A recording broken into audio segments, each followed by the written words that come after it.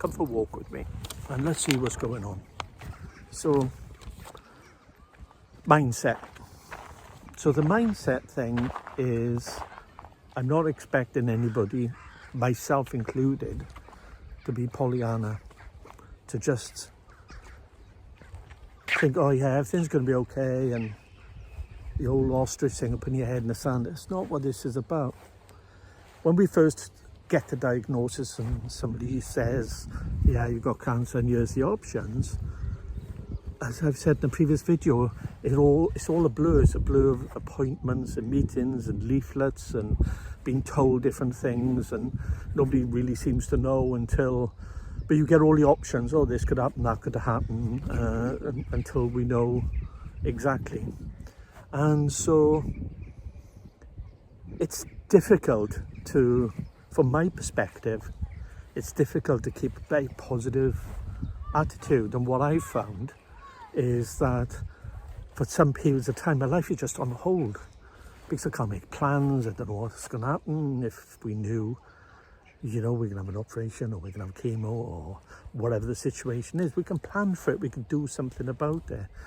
But not knowing is incredibly difficult, because if we don't know, we can't plan, or we're kind of in limbo. And here I am. A great thing for the mindset is trying to do something. So trying to get out, trying to do something. Now, it's been a beautiful day, but I've been indoors. Because it's a beautiful day, places I would normally go are going to be rammed with families enjoying themselves and loud kids running around, and I haven't got a problem with any of that. I'm a dad and it's the best part of my life. But at the moment I can't do crowds and I can't do hustle and bustle. So I've decided to wait till an hour before closing time, and I've come here to this place, brilliant place, Dyffryn Gardens. It's a National Trust place in Wales, and this is, I'll have to do this because I don't know how to turn it around. This fountain here is absolutely brilliant. It's got a dragon going around it, and I just love it. And you actually see lots of dragonflies flying across. Oh, speak the fairy and it'll appear. So there we are, little dragonfly. I don't know if you can catch that or pick it up. Oh, there's two. Oh, there we are. Easy dragonflies. It's a family show, this. So there we are. It's a beautiful place, and the lilies are coming out. So as I walk past, I'll angle it slightly so you can have a better view than just looking at me. So this mindset thing, what can we do? Firstly, we don't know everything. We haven't got all the facts. Part of the personal challenge for me is I need to lose weight. By losing weight and getting fitter and stronger, I'll actually have an easier operation. It'd be easier for my body, it'd be easier for the consultants, the surgeons, but more importantly, the recovery will be a lot easier. So I've been frustrated for the last couple of weeks because I've been following a particular diet. I've lost a ton of weight. I've lost inches off my waist, 5 inches off my waist, and I've been going to the circuit training thing twice a week. I've been going to the gym. I've been walking a lot more, and I'm going to cover all that in another video. But so I've been doing this stuff, and the reason I've been frustrated, I made some, because it's figures, I made a little post-it note. I put it on that. So in the last 6 months, I've lost 4.5 stone. I normally deal with pounds. It's about 62 pounds. But I started a health journey before I knew any of this. So back in September last year. And from September to January, I only was starting in January this year. I'm going to finish the year and lose 100 pounds and 7 inches off my waist. So that was the goal that I had. I then went after that, I decided to go to the GP about my hernia. I've got a hernia, and I've been told previously they wouldn't do anything because I'm overweight and it'd be dangerous and so forth. But I eventually found somebody consultant. He said if I lost 6 stone in 6 months, great, I'll do it. There's a reason I'm telling you this.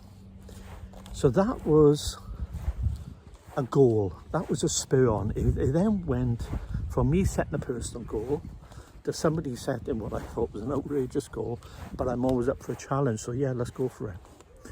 And part of that, I sort of went down. Not went down emotionally, but just knuckled down, got on with it. And this hopefully has helped. And then my weight loss accelerated. And I thought, I need to do something. So I wanted to be able to start to walk and things like that. Walking physically hurt me. I had a pain with that. But now I can walk without pain. It's a marvellous thing. All this is relevant to mindset. It seems like I'm rambling, and I feel like, we're just having a conversation. Just me and you. We're going for a little stroll and just going through a few things. I'm going up steps, marvellous. And I just spotted a little bench away, sitting a bench away from people. So I don't want to get anybody in the background. Respected privacy and all that. So let's get onto this bench.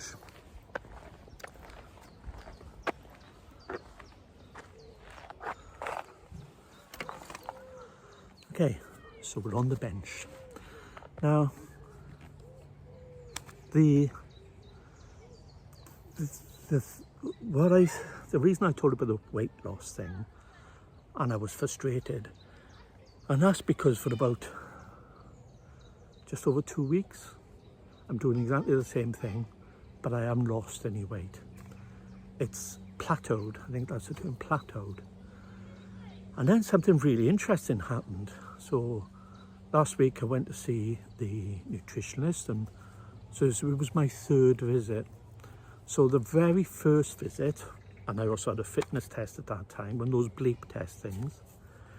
The first visit, he took my measurements. So he weighed me, hooked me up to some electrodes, measured my skeletal muscle mass. I don't know what the difference is. He tried explaining.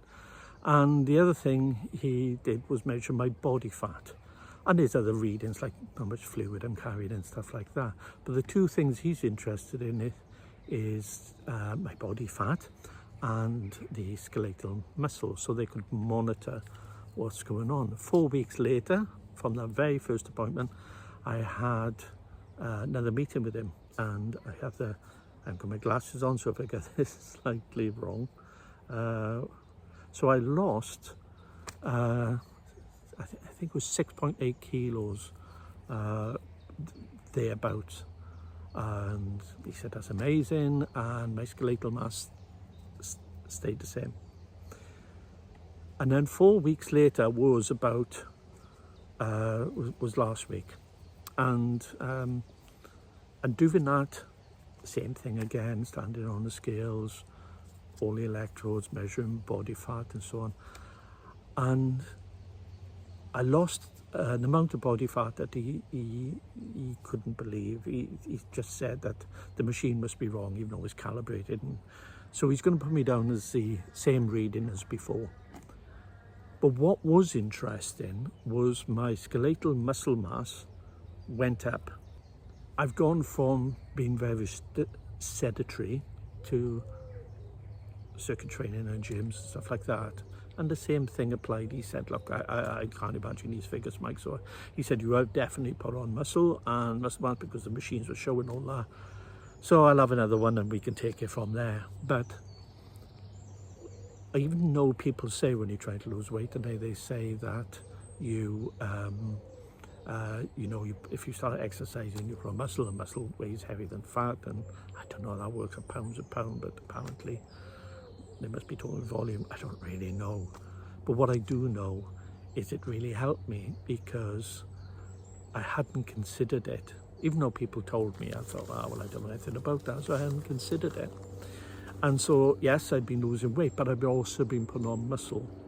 So if I took just one measurement, it's very disheartening after a couple of weeks to basically have the illusion I'm not losing weight. but I must be losing weight if I'm putting muscle on and the weight's about the same. Oh, we got a private plane going over. I can't remember ordering that, but so I'll have to shoot off soon if he lands. So this whole thing, this mindset is related to what the personal stuff I just shared with you. And the reason it's related is we form our opinions and our thoughts on what we know, and we don't know everything. And so the only thing we can do is try and find an outcome that we want. I know that we lost people, and we know people has had passed with cancer, and I'm not diminishing any of that.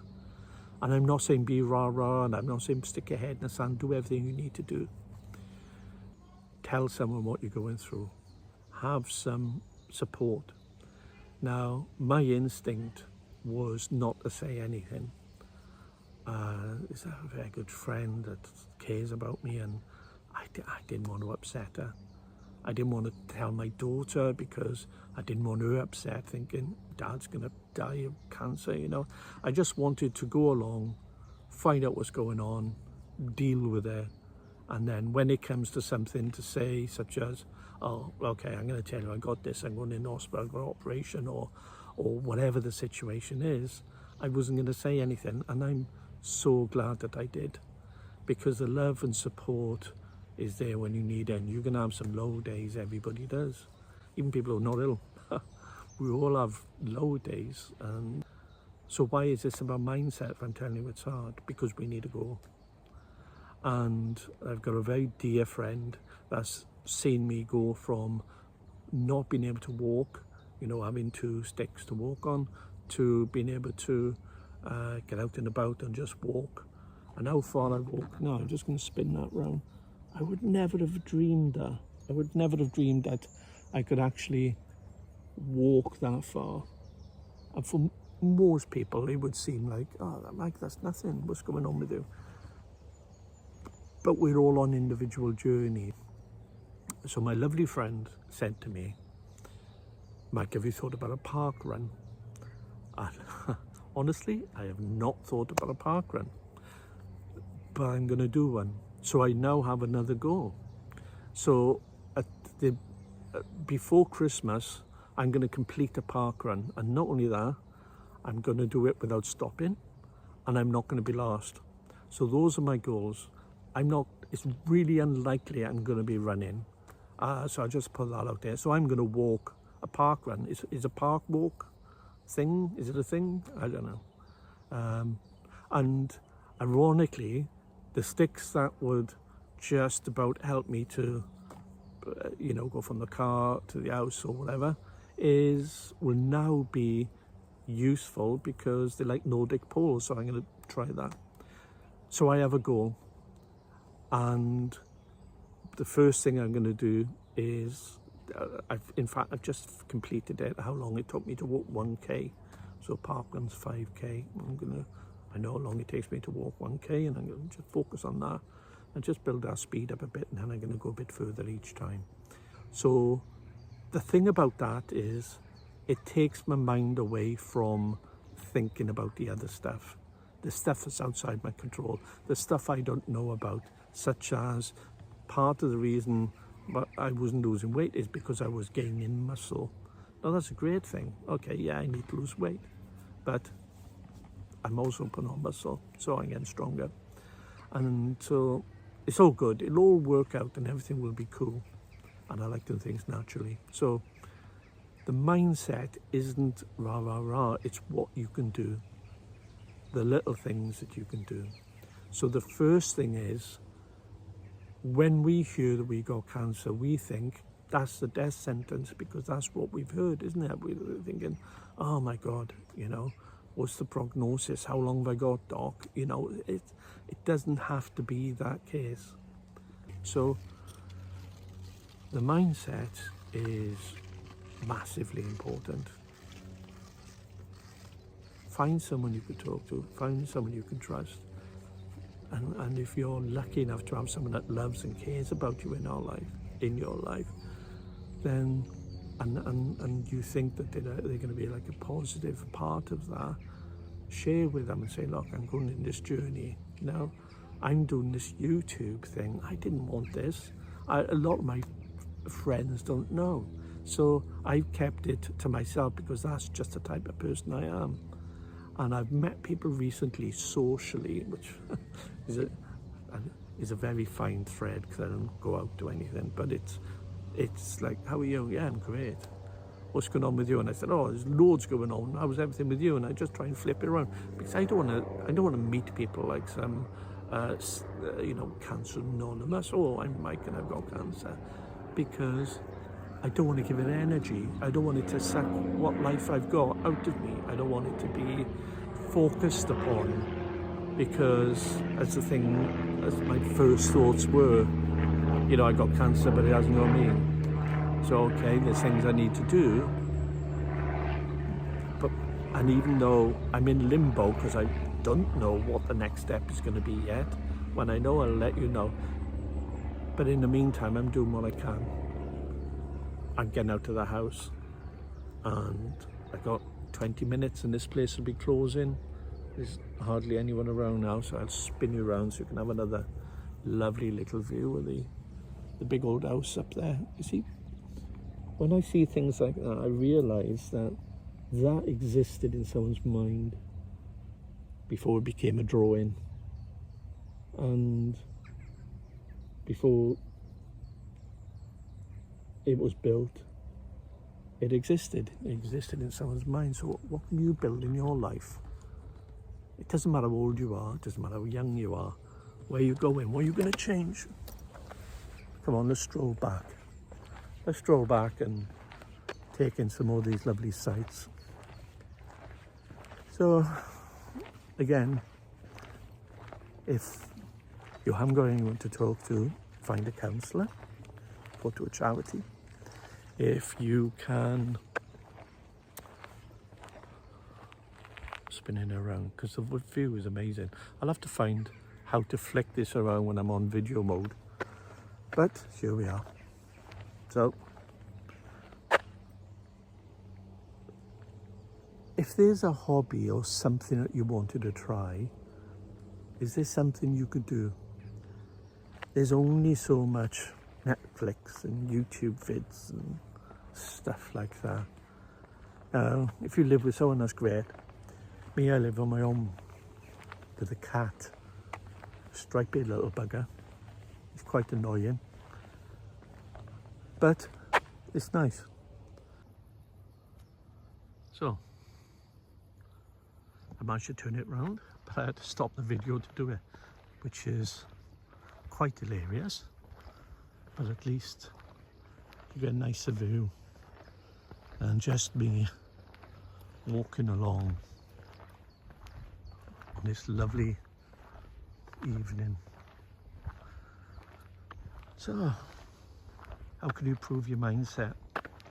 What goals can you set? When do you want to set them? How much do you want to do? With me, each year I set more than one goal. So I have two different types of goals. So my first goal is a star goal. And I came up with this because I was looking at the Christmas tree.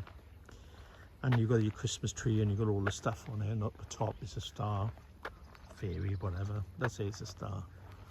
And the star goal is something that's just out of reach.